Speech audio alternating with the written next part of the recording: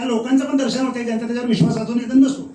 समोर जो येतो पेशंट त्याच्यात सुद्धा आध्यात्मिक, मानसिक, शारीरिक फरक पडायला लागतो. म्हणजे नुसत्या तुपाला बघून जर एवढा फरक पडत असेल तर तुपाचं योग्य सेवन, योग्य वेळी सेवन, योग्य पद्धतीने जर केलं किती मोठा फरक पडू शकतो.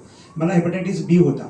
हेपॅटायटिस बी हा HIV पेक्षा घातक रोग, आणि आता मी हेपॅटायटिस बी निगेटिव्ह आहे, आणि त्याच्यावर वॅक्सिन पण नव्हतं त्यावेळेस, मेडिसिन पण नव्हतं. पण हेच सगळं आपलं शास्त्र वापरलं, त्याच्यामध्ये हे सगळं आहे जे काय आता हे याबद्दल बोलत होते ते सगळं आहे, शिवाय औषधं आयुर्वेदिकच, हे सगळं एकत्र वापरलं आणि खूप एवढा मोठा फरक पडतो की हेपॅटायटिस बी आता मी निगेटिव्ह आहे. मी 1990 साली पॉझिटिव्ह झालेलो, म्हणजे मी त्याच्या पुढे 10 वर्ष जगणं सुद्धा खूप मोठं होतं, आणि अजून मी जिवंत आहे, आणि त्यातून मी सगळ्याच्यातून बाहेर पडलो, जो HIV पेक्षा घातक रोग. तेव्हा ही सनातन जीवनशैली जी आहे ती इतकी बारकाईने उपयोगाला पडते की माझा -3 हा चष्मा गेला, माझा +1 वाचायचा होता तोही गेला, माझे पांढरे केस परत काळे झाले, कितीतरी जोरात ओढलं तरी एक केस निघत नाही, आणि माझं वय 58, आणि पहाटे 5 पासून रात्री 12 पर्यंत चालू काम. तर हे सगळं सनातनमुळेच घडू शकतं. जो सनातन का नाही वो शैतान का. सनातन is the only, there is only one religion in this world which is permanent, and that is सनातन. बाकी सब मजहब है, ये धर्म आहे. धर्म आणि मजहब याच्यामध्ये खूप मोठा फरक आहे. बाकीचे आले गेले, आणि बाकीच्यांना किती मोठे त्याच्या कॉम्प्लिकेशन्सच जास्त आहेत. ते कोणीतरी सांगितलंय, काहीतरी सांगितलंय म्हणून ते करतात.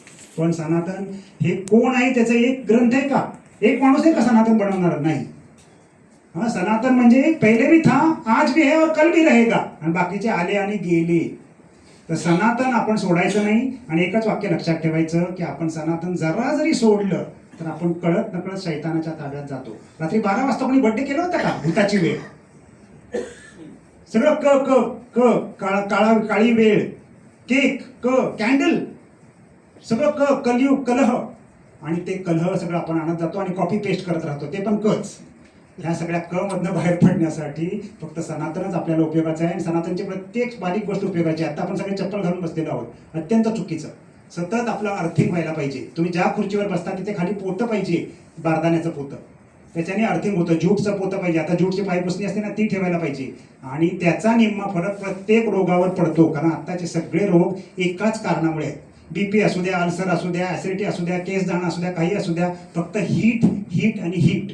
विद्या बालन मला भेटली होती त्यावेळेस ती म्हटली, पिक्चर कशामुळे चालतात? एंटरटेनमेंट, एंटरटेनमेंट आणि एंटरटेनमेंट. आणि मी तिला सांगितलं की सगळ्या रोगाचं एकच कारण आहे, हीट, हीट आणि हीट. आणि कशामुळे हीट? मानसिक हीट, आत्मिक हीट, शारीरिक हीट, सगळं हीट हीट हीटच. सगळ्या भावना, सगळ्या वासना हीटच, दुसरं काय आहे ते? बरोबर की नाही? आता टीव्हीमुळे हीट वाढते, रील्स बघितले की हीट वाढते, दुसरं काय वाढतंय? आणि त्यांनी सगळे परिणाम, दुष्परिणाम होतात. बरोबर आहे की नाही? आणि इतकं याच्यामध्ये मला ऑरा रिसर्चमध्ये काम करायला मिळालं MIT मध्ये. तिथे गाईच्या शेणापासून जी चिप बनवतात त्याच्यावर आम्ही रिसर्च केला, आणि ती एवढीशी चिप जर मोबाईलच्या पाठीमागे लावली तर त्या मोबाईलचे व्हायब्रेशन्स कमी होतात. त्या रिसर्चमध्ये पण मी होतो. नंतर अग्निहोत्रावर आम्ही रिसर्च केला, आणि त्या अग्निहोत्रामध्ये काय आहे? परत गाईच्या शेणाची गौरी. बरं, आमचा आधी विश्वास नव्हताच, पण निदान त्या रिसर्चमध्ये गेल्यामुळं तो झाला, तोपर्यंत विश्वास नव्हता. आणि मग ते अग्निहोत्र सुरू केलं, आणि आता एक दिवस पण मी अग्निहोत्र टाळत नाही. त्या एवढा जबरदस्त परिणाम काय? एवढीच गाईच्या शेणाची गौरी, काय त्या 2 अख्खे तांदूळ त्याच्यात माखायचे, आणि त्याच्यात ते लगेच अग्नी पेटवायचा, आणि एकच छोटासा मंत्र म्हणायचा. पण त्या मंत्राचा सगळ्यात महत्वाचा भाग मला कोणता आवडला? ओम अग्नेय स्वाहा, अग्नेय इदम न मम, प्रजापती स्वाहा, प्रजापती इदम न मम. मला बाकीचं काही नाही आवडलं, पण इदम न मम आवडलं. हे माझं काही नाही.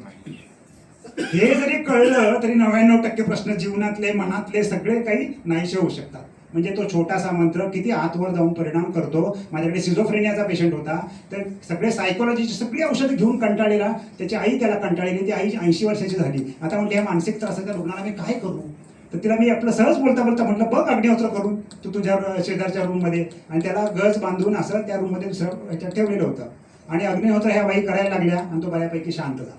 नुसत्या अग्निहोत्राने इतके जर फरक पडत असतील तर किती मोठे आपल्याला त्याचे उपाय करायला पाहिजे. तर आपण अग्निहोत्र न चुकता करायला पाहिजे. तिथून गाईच्या शेणाचा परिचय होईल लोकांशी. हे गाईच्या शेणाची एवढीशी गौरी, आणि गाईचं तूप, आणि हे जे केमिकल आहे त्याने ओझोन वायू तयार होतो. म्हणजे आज जे आपण बंदिस्त खोल्यांमध्ये राहतो त्याच्यामध्ये ओझोन वायू कमी आहे, तेच ते एसीचं वारं आपण फिरून परत परत घेतोय, कार्बन डायऑक्साईड वाढवत आहे. मास्क लावला तर कार्बन डायऑक्साईड आपण जे फेकायला पाहिजे ते परत ओढून घेतोय आतमध्ये. आणि मी टीव्हीमध्ये काम केलं, कोविडमध्ये काम केलं, पण मी मास्क नाही वापरला. फक्त आयुर्वेदाने सांगितल्याप्रमाणे गाईचं तूप, करंगळी कशासाठी दिली आहे परमेश्वराने? तर गाईचं तूप लावण्यासाठी नाकामध्ये, यासाठी करंगळी दिलेली आहे. ड्रॉपर नको वापरू बेटा, ही दिली आहे तुला करंगळी. आणि करंगळीचं गाईचं तूप वापरलं, कोविडमध्ये काम केलं. मला कोविड झाला नाही, मी हजारो कोविडचे पेशंट पडले, पण मला कोविड झाला नाही. मी लस पण नाही घेतली, पण मला काही झालं नाही. आणि इतकं मोठं जर आपण सनातन पाळत गेलो तर किती मोठे बदल होतात बघा. रात्री मी मिठाच्या पाण्यात गेली 30 वर्ष पाय ठेवतो, तर अर्थिंग झालं पाहिजे. आपलं अर्थिंग होत नाही म्हणून आपल्याला झोप चांगली लागत नाही, तर झोपताना पहिलं अर्थिंग झालं पाहिजे, कारण त्याची झोप पूर्ण झाली ना, त्याचं सगळं काही पूर्ण होतं. आणि आपली बायोलॉजिकल क्लॉक बिघडत चाललंय. त्यासाठी रात्री झोपताना मिठाच्या पाण्यात पाय ठेवायचे, तळपायाला परत थोडंसं गाईचं तूप किंवा खोबरेल तेल मालिश करायची. त्याच्यातून जो पादाभ्यंग म्हणून तयार होतो ना, त्याच्याने आपलं परत सगळं रिव्हर्सल होऊन जातं. रिव्हर्सल ऑफ एजिंग, सगळ्या काही गोष्टी होऊ शकतात. तर आपल्याला अशा प्रकारची शिबिरं भरवायला पाहिजे. आपण ते क्लिनिक्स आणि रिसर्चमध्ये पडायच्या आधी शिबिरं भरवायची. ही छोटी छोटी आपली लोक पहिले सनातनकडे भरवायची. आणि सनातन आपल्यालाच कळलं नाही आणि आपणच त्याला मानत नाही, मग दुसऱ्यांनी कसं मानायचं? आणि सनातनमध्ये ह्या छोट्याशा गोष्टी, की करंगळी कशासाठी आहे? तर नाकात तूप आणि कानात तेल लावण्यासाठी करंगळी आहे. म्हणजे तुम्हाला आतलं वॅक्स काढायची गरजच नाही पडत. जर तुम्ही करंगळीने कानात असं असं केलं सकाळी, तर आतलं वॅक्स काढावंच लागत नाही. जर तुम्ही तोंड धुताना नुसतं एक बोट जर पडजिभेला लावलं, एक काही अँटीबायोटिकची गरज पडत नाही आणि पुन्हा आळस येत नाही अख्ख्या दिवसभरात. म्हणजे एक सिंपल टेक्निक, तोंड धुताना नुसतं असं असं करायचं करून आणि पडजिभेला नुसतं बोट लावलं, तर आयुर्वेदामधली वमनाची क्रिया ही सुद्धा पूर्ण होते. वमनाची पंचकर्माची सुद्धा वेळ येत नाही. त्या छोट्या छोट्या क्रिया केल्या तरी आपलं कितीतरी आयुष्य बदलतं आणि आयुष्य वाढतं आणि रिव्हर्सल ऑफ एजिंग व्हायला मदत होते. पण मंत्रचिकित्सा ही मी वापरली. मी ॲक्च्युली MBBS, त्याच्यानंतर मी आयुर्वेद शिकलो, त्याच्यानंतर होमिओपॅथी, त्याच्यानंतर ॲक्युपंक्चर, पण मंत्रचिकित्साही मी वापरली. आणि ज्या अगदी म्हणजे जे आजार कधीच बरे होऊ शकत नाहीत, त्याच्यामध्ये सुद्धा फरक मला बघायला मिळाला. तर कितीतरी गोष्टींचा आपल्या परत सनातनमध्ये ह्या गोष्टी सगळ्या आहेत आणि त्या आपण पाळल्या पाहिजेत, त्या शिकल्या पाहिजेत आणि ते केलं पाहिजे. एवढा मोठा फरक पडतो की बस. आता 20 सिटिंग मी दिले फक्त सेरिब्रल पाल्सीच्या पेशंटला. अगदी जिवंत लाश म्हणून पडलेला मुलगा, काही नाही त्याच्यामध्ये, जीव नाही काही नाही, फक्त असं पडलेलं, फिट यायची त्याला.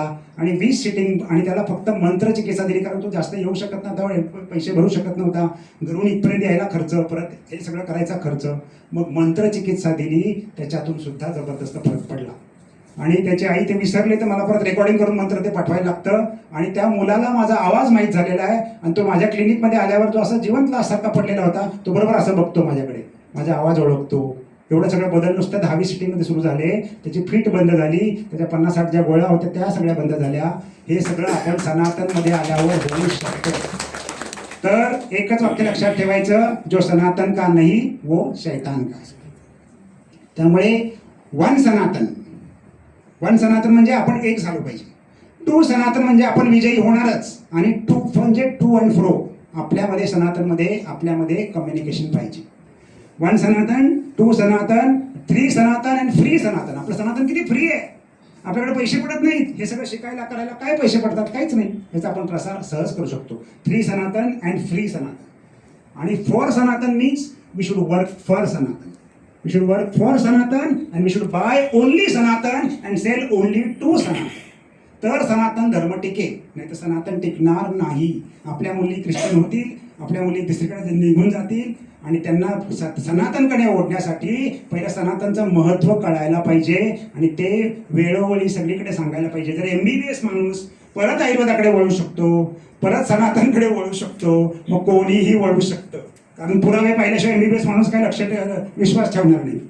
आणि एवढा मोठा बदल जर होऊ शकतो, माझं रिव्हर्सल ऑफ एजिंग झालं, रिव्हर्सल ऑफ सगळं प्रॉब्लेम्स सगळे रिव्हर्स झाले, तर सनातन आणि आयुर्वेद जबरदस्त महत्त्व आहे आणि ते अजिबात सोडायचं नाही. -3 चष्मा होता, +1 वाचायचा होता, तोही गेला.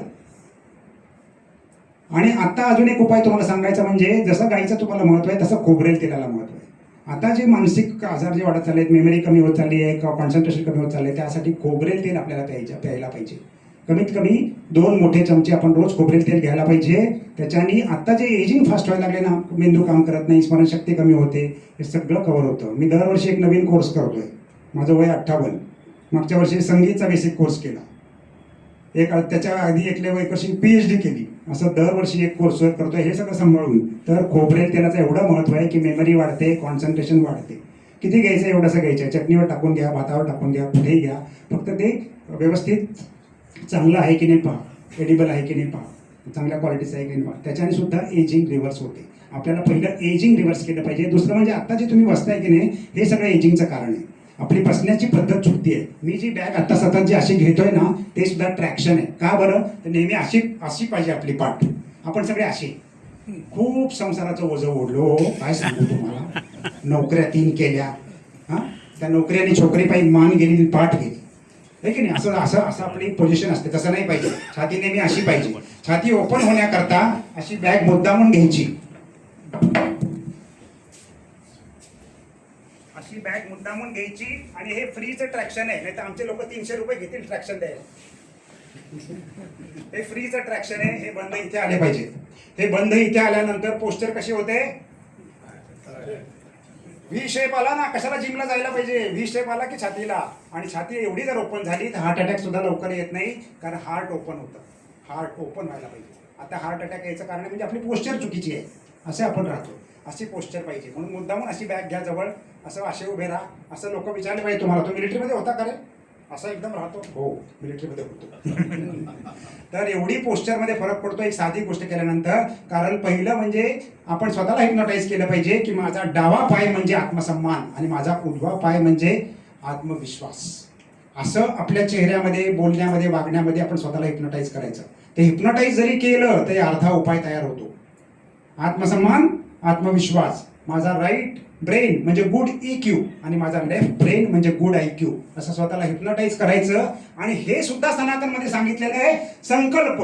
संकल्प या शब्दाचा अर्थ कळायला माझी 40 वर्ष गेली. आणि संकल्प करून जर प्रत्येक गोष्ट केली तर सनातनने सांगितले रिझल्ट येतातच. म्हणजे एक एवढीशी छोटीशी घटना, आणि तुम्हाला सांगायला काहीच हरकत नाही. माझ्या मिसेसने आणि मी जेव्हा मला मूल पाहिजे होतं तेव्हा आयुर्वेदाप्रमाणे आणि ह्या सगळ्या शास्त्राप्रमाणे आमचा संपर्क झाला. त्याच्या आधी आम्ही ध्यानामध्ये बसलो, त्याच्यानंतर तो संपर्क झाला. त्याच्यानंतर मुलगा कसा पाहिजे आम्ही ठरवलं आणि तसाच तो मुलगा झाला.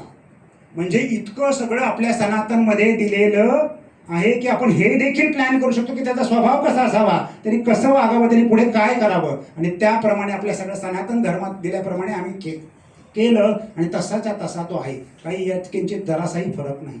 म्हणजे इतकं संकल्पाने काहीही घडवता येतं. संकल्प सिद्धी नावाचं छोटंसं एक पुस्तक आहे, वाचायलाच पाहिजे. आणि सगळं फिरून फिरून परत सनातनकडे तुम्ही यायलाच पाहिजे. जो सनातन का नाही वो शैतान का है. हेच मला गूढ संदेश द्यायचा होता. आणि ही संधी दिल्याबद्दल धन्यवाद.